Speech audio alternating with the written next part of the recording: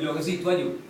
Che regali fisti. Che cosa ci dite? Io ho detto, Gianni, ripetimelo anche tu. Per me il governo è un grande scornacciato, perché non deve fare questo gesto cattivo, perché qua dobbiamo lavorare tutti quanti, dobbiamo guadagnare e poi portare i soldi per far mangiare i figli. I figli devono mangiare bene, devono vedere tutto.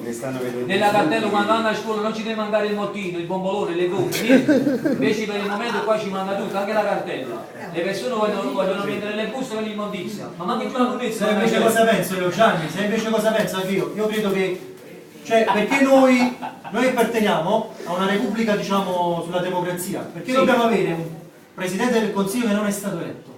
Ma purtroppo Questo ne è da dittatura. sì, ma purtroppo quella scornacciata. Sì, ma tu un po' politico, Quindi per il governo, dimmi, vai.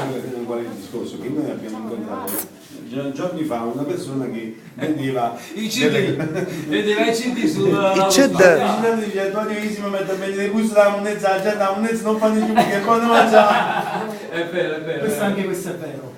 Allora ci ascoltiamo il governo. Il governo però se non fa la gentilezza la devi mettere da capo perché è una canzone veramente da ascoltare, quindi io penso che Gianni Dani è riuscito a fare una canzone proprio per aiutarci uno per l'altro, perché veramente a noi ci dispiace che la gente non sta andando alla grande, io voglio che noi cambiamo bene. Questa è una nuova hit di Gianni Dani, farà parte del nuovo album. Sì, il nuovo album, non vi dico il titolo perché ancora lo dobbiamo trovare, poi al momento giusto ve lo dico, ma dite ma! Ok ragazzi, tutta per voi, per tutti i fan e simpatizzanti del grande Gianni Dani, Uguerna, vai regia!